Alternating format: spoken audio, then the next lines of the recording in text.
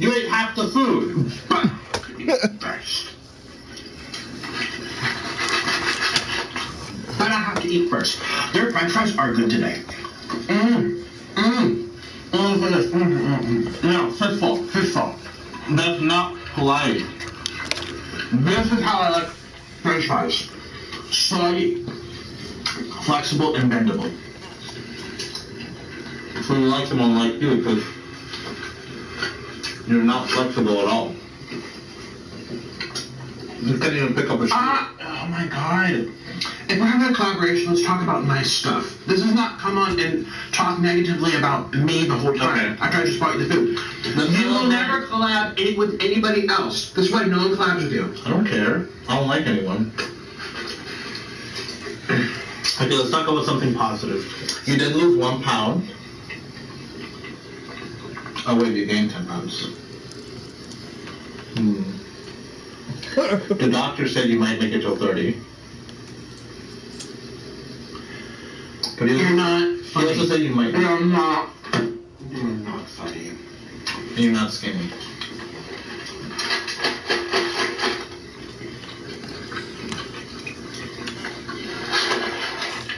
I'm going back so I can try this spicy. I'm going back. Do it. I have to eat first. You can't even fit any more food in there.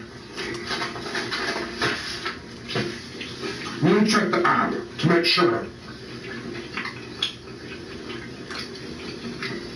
You literally have the second biggest poop on YouTube.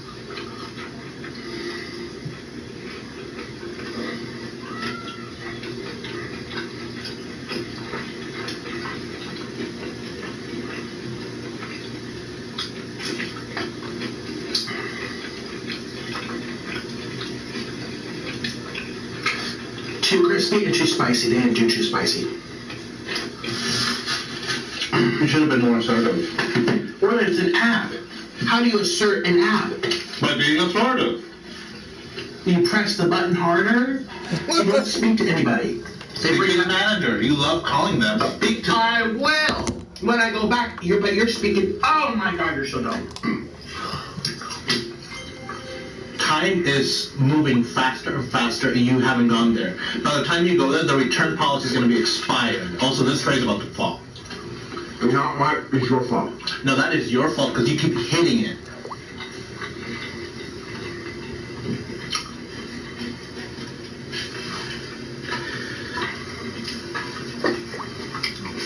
You have no motivation. You should be there by now. You should be. I'm hungry. You need to go get our food. You need it first. What are the nuggets? Why are nuggets shaped like boots? You just love to hear your own voice. No one's asking you to speak. This is an eating show to watch where people watch me eat. And all you do is run your mouth. That's what you do. Run your mouth. Do you need a friend? Do you need a counselor? You need someone to talk to? Because this is annoying. No, I just need to divorce the Muffin Man. Then divorce me. Avocado mukbang. Some funny shit here. I will. And be quiet. Avocado mukbang. Hey Siri, how much does an average divorce cost? Okay, I found this on the web for how much does an average divorce cost. Check it out. She won't read it for you? No shit. The national average of divorce is about $15,000 per person. The cost for court fees, attorney's fees, and hired outside experts, tax advisors, child custody evaluators, real estate appraisers, Time is also what determines the cost. Average divorce takes about 11 months. Well, you're stuck with me. Our divorce has taken 2 years. You haven't started. Oh no.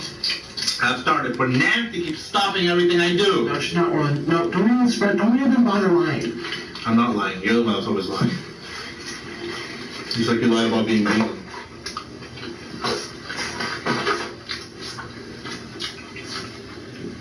I'm so livid.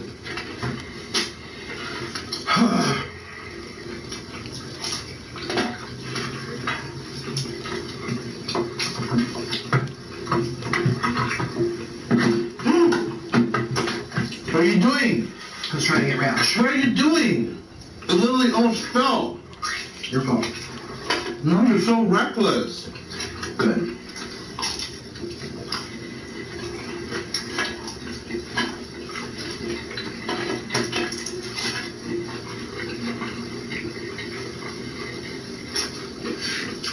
Have you had a Chick-fil-A sandwich that's not deluxe? Have you just had the standard? Yeah, it was good, the same thing. Pepper jack. No. They always have lettuce and tomato, right? Yes, you do. But that's what I paid extra for. They have standard. Okay. Let me take chunk. You're not a good teacher. Yes, I am. Chick-fil-A has multiple chicken sandwiches. Their main one comes in a pouch like this. It's called the Chick-fil-A chicken sandwich. Has chicken, a bun, a slice of cheese, and a pickle. And that's it. That's fake news.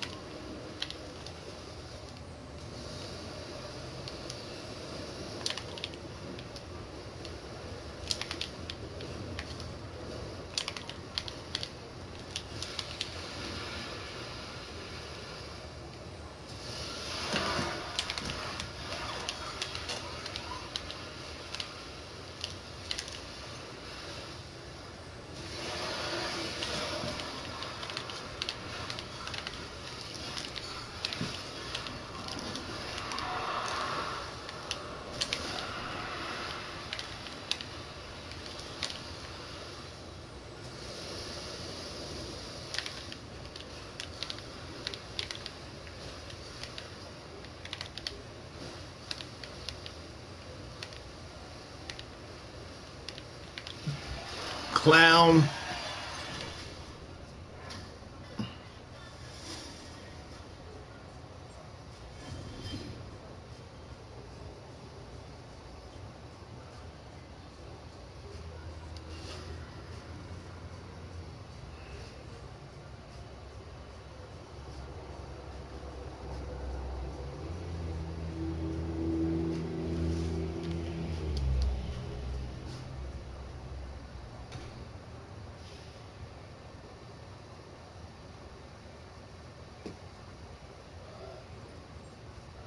Google Fi, a phone plan by Google. With our flexible plan, only pay for the data you use, down to the cent. Hi everyone, welcome to today's Hi everybody, welcome to today's video today. Hi everyone, welcome to today's video. Hi everyone. Oh.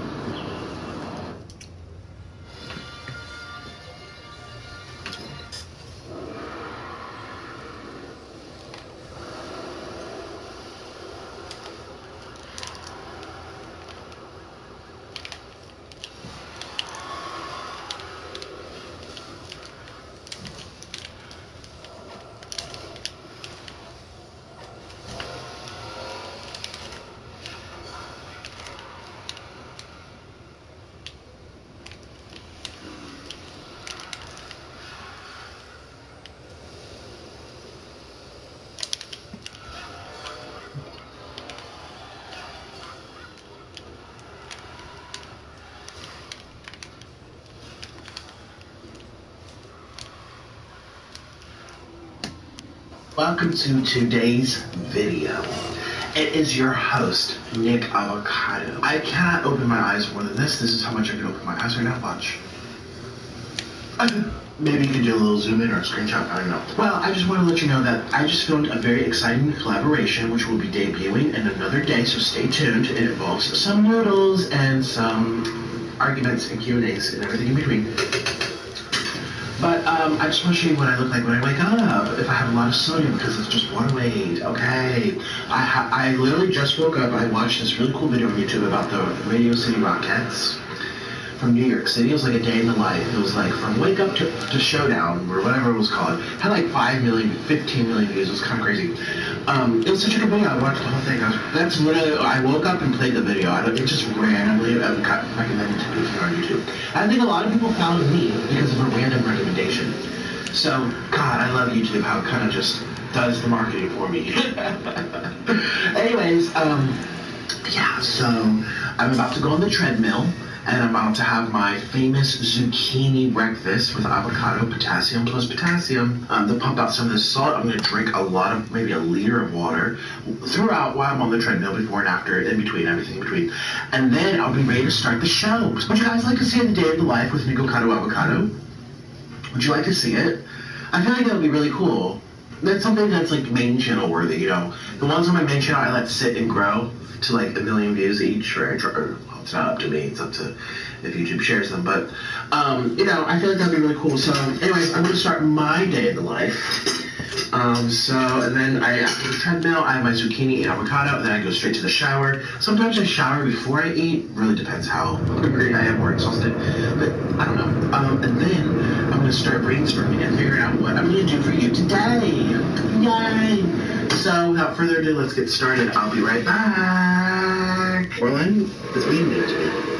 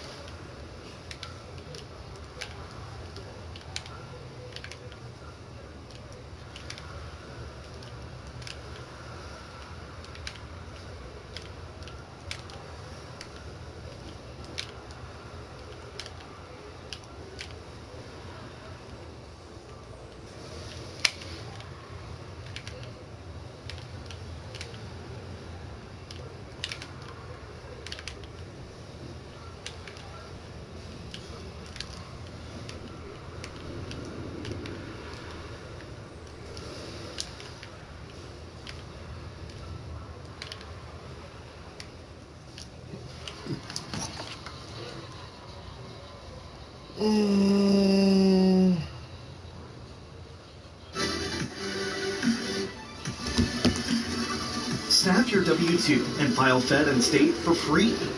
Simple tax returns only. Get the TurboTax app now.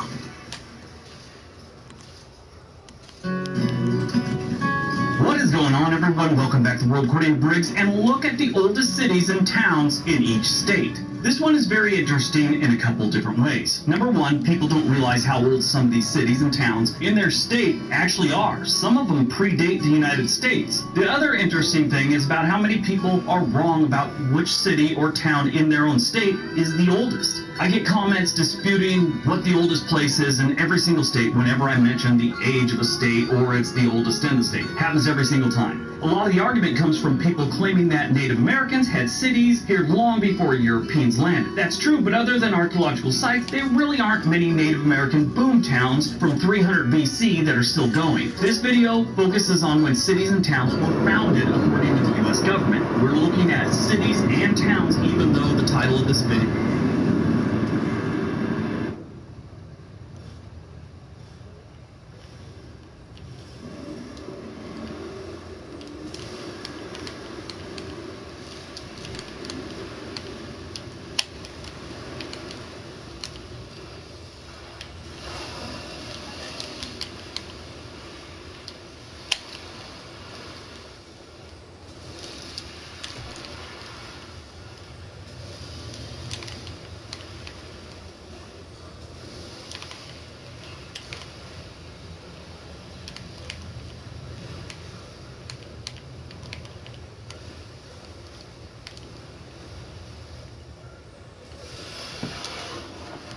It just says towns. They were towns when they were founded and have grown into cities. Alright, this is a long video. Let's take a look.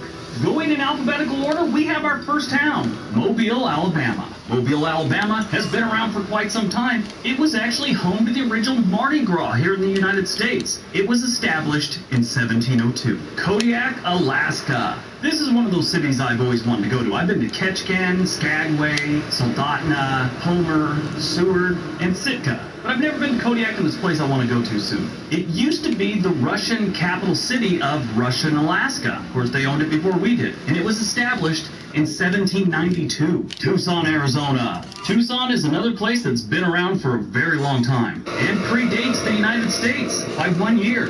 It was established in 1775. Georgetown, Arkansas. This is probably the smallest one on this list. They have a population of around 200, 250 people. And according to one guy, he said that there's only 3 last names in this whole town. Georgetown sits on the White River northeast of Little Rock, and it was established in 1789. San Diego, California. San Diego is the second largest city in California. Most people think it's going to be San Francisco. San Francisco is actually kind of small compared to Los Angeles and San Diego. But San Diego was established in 1769. San Luis, Colorado. Now, I've heard some people call this San Luis, but from what I understand, it's called San Luis. They have a population of just around 650 residents just north of the New Mexico border. It was established in 1851.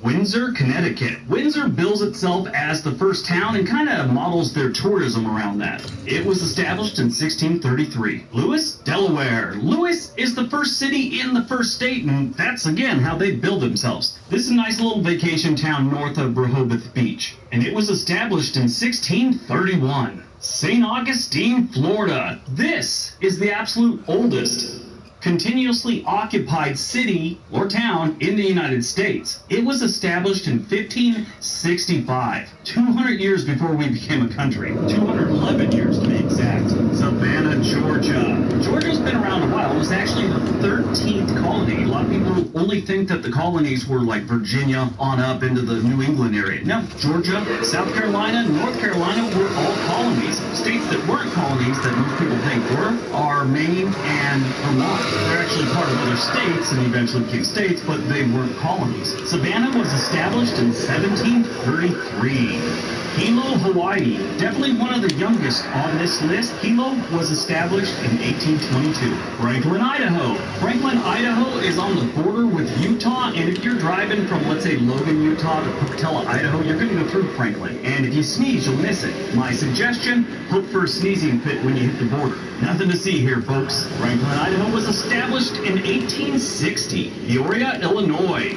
Peoria is in between Galesburg, Illinois, and Bloomington. And it's on a lake. That's about it. But it's been around for quite some time. It was established in 1680. Vincennes, Indiana. Vincennes sits on the Wabash River directly across from Illinois, and it is home to the Red Skeleton Museum.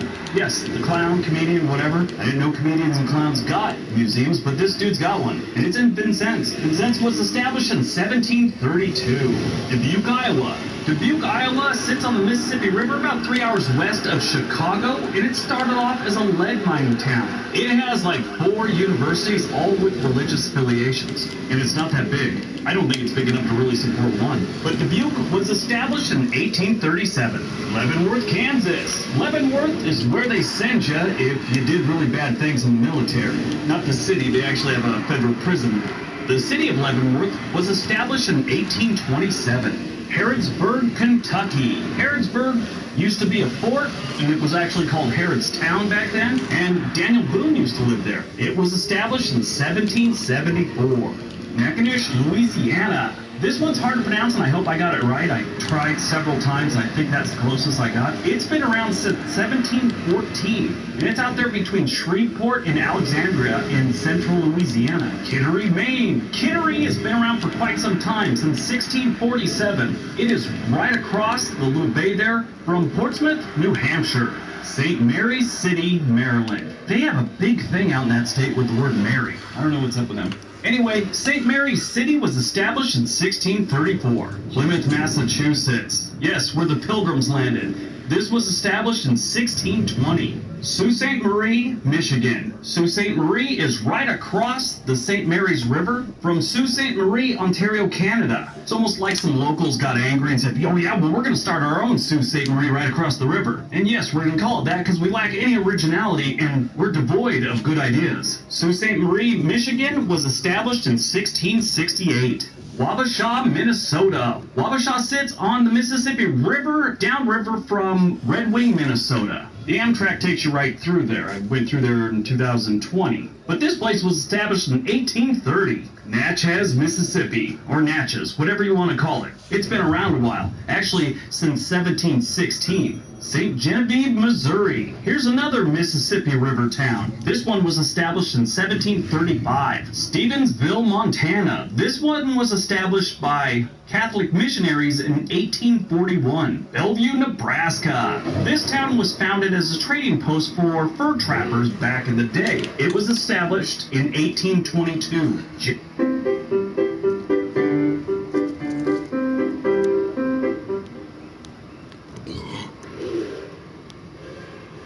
Started off as a trading post for Mormons heading out to the West Coast and settling in Utah, which this area was actually part of Utah back in the day. It was established in 1851. Dover, New Hampshire. Dover is actually the 7th oldest settlement in the United States. It was established in 1623. Newark, New Jersey. Yeah, it's been around that long. It was established in 1666, and by most accounts, it's been on a downward spiral since 1667. Santa Fe, New Mexico. Now, a lot of people think Taos was, but Taos really wasn't a settled town for the longest time. Santa Fe was actually a settled place. Santa Fe, New Mexico was established in 1610. Albany, New York. Albany is the state capital for the state of New York, and it's its oldest established city or town. It was established in 1624. Do you know a lot of states have a city or town called Albany? Have one here in Oregon. I know one of the worst places to live in Georgia is Albany. Bath, North Carolina. Bath's been around a while. It was actually established in 1705. Pembina, North Dakota. This is one of the coldest places we have here in the United States. It is right on the border with Emerson, Manitoba, Canada, and it's been here quite some time. 1797. I can't believe it's been here that long, and I've never even heard of the place. Marietta, Ohio. Marietta's not just Ohio's first city, it's actually the first city that was established west of the Ohio River, and that went down in 1788. Fort Gibson, Oklahoma. Fort Gibson is another place that's been around for quite some time. It was obviously a fort and sat on the Arkansas River. It was occupied for about 25 years, then they decided to abandon it because they didn't need it anymore. Civil War broke out and they opened it back up. It was established in 1824. Astoria, Oregon. Yep, right up the road from me is Astoria, Oregon. Well, about 2 hours away. I've been there quite a few times. I like it. There's a giant bridge that crosses over into Washington, and it'll scare the hell out of you if you don't like bridges, like my wife. Whenever you go across a big bridge like that, or a really high bridge, my wife assumes that position they tell you to take when you're going to crash a plane, you know, try and put your head between your knees, that type thing. Yeah. Astoria was established in 1811. Philadelphia, Pennsylvania. The city of brotherly love has been dishing out that love for some time now. 1681 it was established. Providence, Rhode Island. Of course, Providence being up there in New England and kind of where the whole United States experiment started. Of course, they've been around a while. Providence was established in 1636. Charleston, South Carolina. One of the most historic cities in the South and one of those beautiful cities. Charleston, South Carolina was established in 1670. Fort Pierre, South Dakota. Fun thing about this place, if you call it Fort Pierre, the locals will climb all up your butt. So keep that in mind. It's actually like pier, like, you know, that's how they say it, and that's how it sort of sounds like you walk out on a dock that's actually a pier. You get it, what I'm saying. Anyway, this place has been around a while, and it was established in 1743. Jonesboro, Tennessee. Jonesboro is a tourist town, was actually once the state capital for a brief time of Tennessee, but it was named after a guy named Willie Jones. Not William Jones, Willie Jones. Willie Jones helped establish this place in 1779. Nacogdoches, Texas. This place I really like. It's probably the most friendly city or town I have ever visited. I had a good time here, and it wasn't anything special going on. The people were just generally nice and very talkative. I learned a lot about Nacogdoches just by talking to these people. It was established in 1779. If you're looking for it on a map, it is right between Dallas, Texas, and Lake Charles, Louisiana. Ogden, Utah. Unlike Nacogdoches, I have never really met nice people in Ogden. Well, I mean, they've been nice, but they haven't been overly friendly. But Ogden is a cute town, and it was established in 1851. Westminster, Vermont. This place is pretty old. It was established in 1734. Newton, I believe that's how it's pronounced. Jamestown, Virginia. Jamestown is the first permanent English settlement in North America. Now, St. Augustine is the first one in the whole United States, but it was actually a Spanish establishment. This is the first English settlement. Steilacoom, Washington. Steilacoom.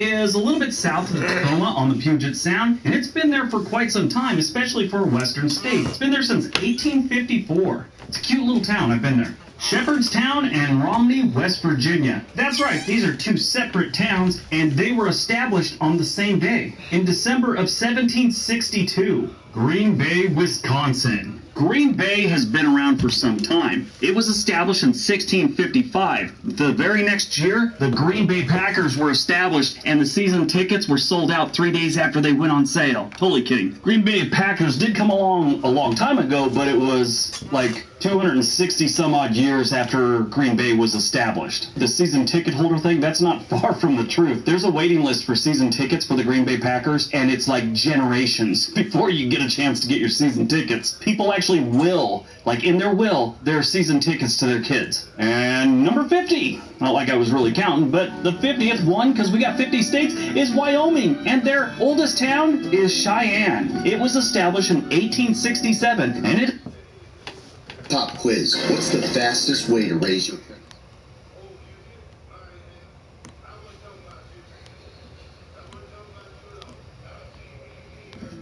What is going on, everyone? Welcome back to World According to Briggs and a video created by you. Over the last month, I've been running surveys on Google Surveys and have been asking people what they thought the biggest problems we face in this country and what they feel is destroying the American way of life. I listed 40 popular issues the United States is dealing with these days, like healthcare, inflation, politics, media, social media, and a bunch of other things. I took the findings and brought them to the community tab of World According to Briggs and asked you guys to rank them. There was some good discussions going on those polls. People were talking. Surprisingly, people for the most part were respectful. And I say surprisingly because we get a lot of those political zealots on this channel. You see them in the comment section turning every video and every conversation into some opportunity to slam the other political party. I could be making a video about cities with the worst pizza, and you would get them leaving comments about how the pizza sucks because the liberals or the conservatives are trying to kill the cheese and dough industry.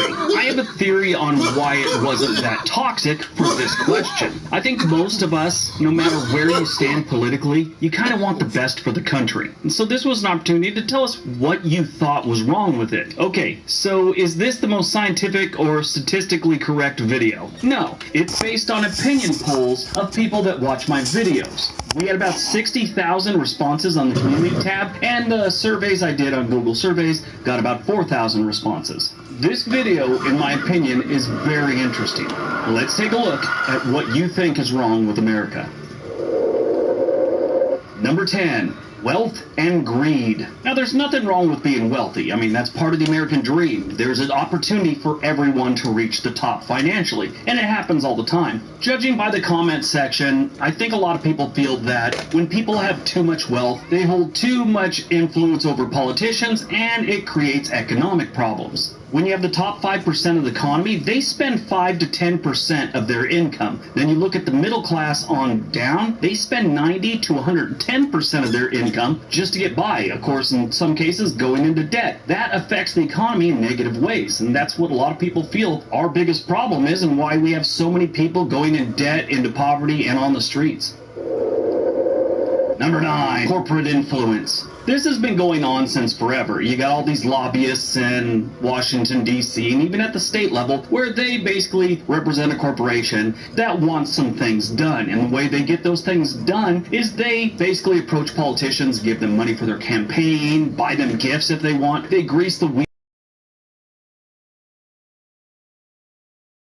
People that felt this was our biggest problem were...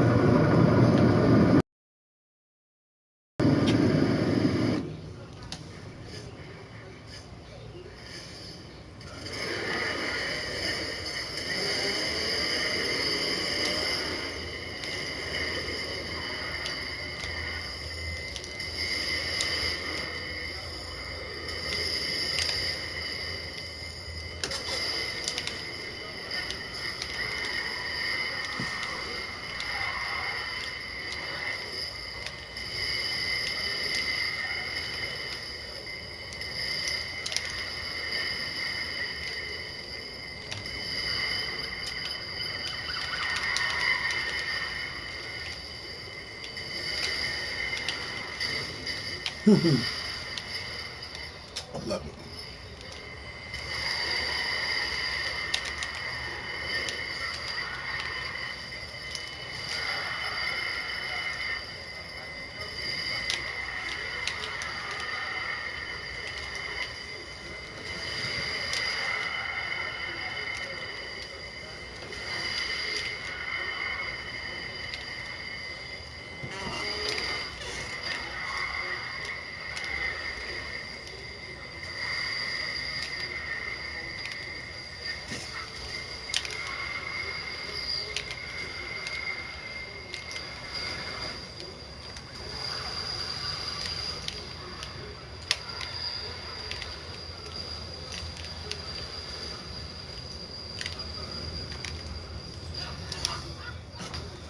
Fucking clowns. Were probably the most vocal portion of our survey. They left a lot of comments, and most of those comments led back to something known as Citizens United. Citizens United is a non-profit conservative group that challenged campaign finance rules. Back in the old days, there were serious limits on what you could...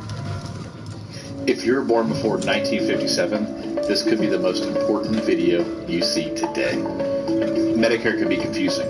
In fact, it's confusing for 99% of Medicare recipients. What is covered? Are my doctors in network? Do I receive dental, vision, and hearing benefits?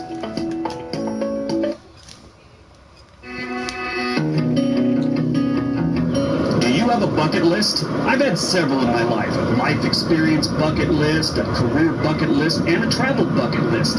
I focus on the travel one these days more than any of them. Actually, I threw one of them out. The one I made when I was 16, I got rid of it when I was like 20. I opened it up one day, started reading through.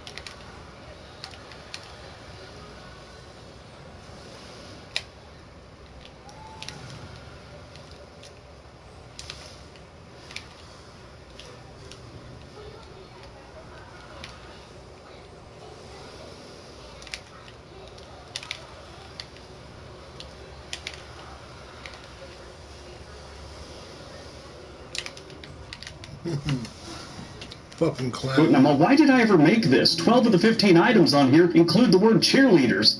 I thought it was a little creepy, so I threw that one out and never looked back. What is going on, everyone? Welcome back to World According to Briggs and our list of 100 things to do or see in the U.S. before you die. That's right, we're doing a list of 100. It's a long list, it's over 30 minutes, and it's going to be a little faster paced than normal, or we'd be sitting here for like 2 hours. This list has 100 of the best things to see or visit in the United States. I've always been a little surprised that people don't realize what an amazing tourist destination the United States actually is. With this list, I hope to spark some interest in some of these places. We're coming out of the pandemic, and this summer might be a great time to go see some things. As you...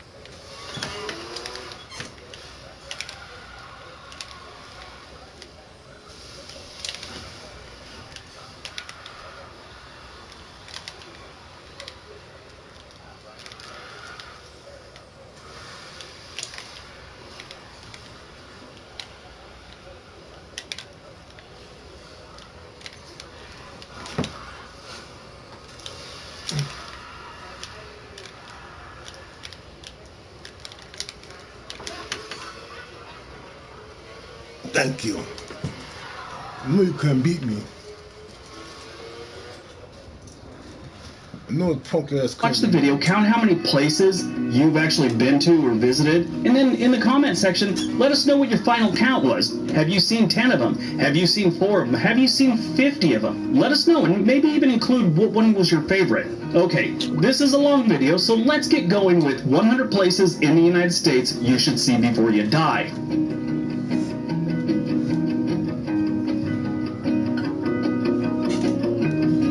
Number 100, Sequoia and Kings Canyon National Parks in California. The Sequoia National Park is America's second oldest national park and was established on September 25, 1890. Kings Canyon was established in 1940. The two parks are side by side east of Fresno.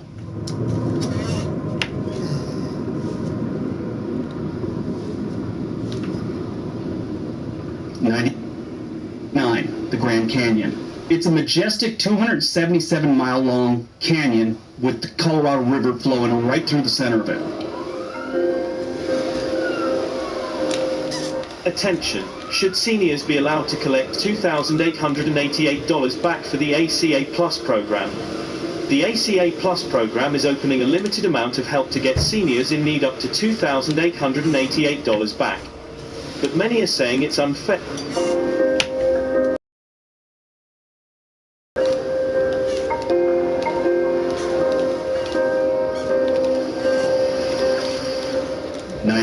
Devil's Tower National Monument in Wyoming. This stands 1,267 feet tall, and it's located in the northwest corner of the Black Hills. It's actually declared a monument by Teddy Roosevelt.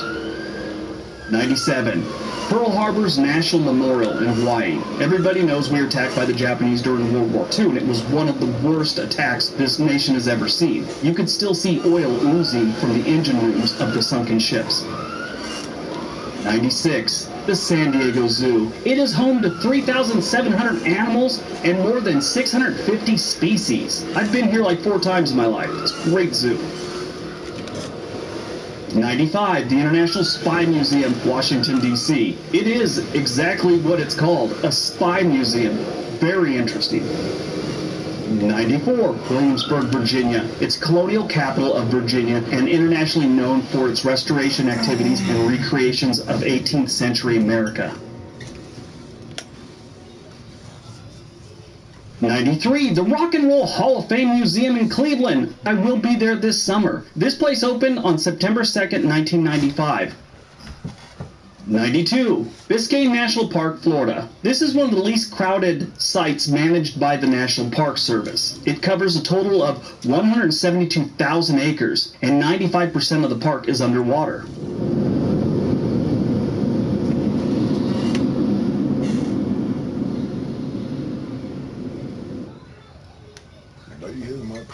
Fucked up.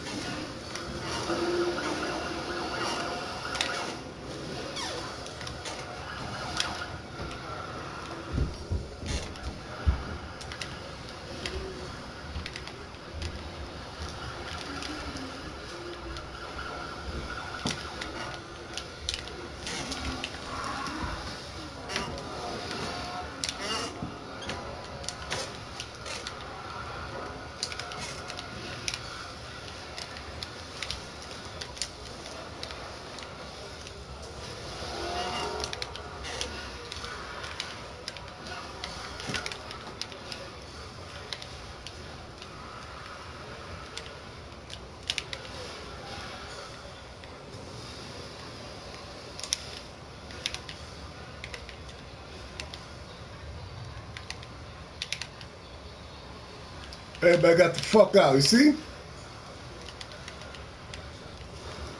Sore losers.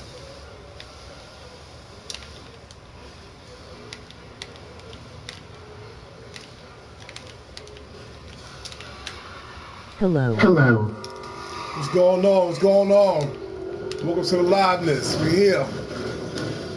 What I said.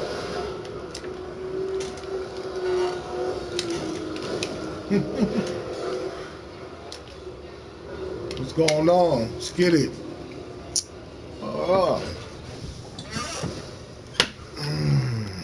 91, Yellowstone National Park, Wyoming. This is one of our best national parks. Been here 2 or 3 times in my life. One I kind of just drove through, but 2 times I actually visited. It's amazing. Go there, see the geysers, see the buffalo. Your life will never be the same.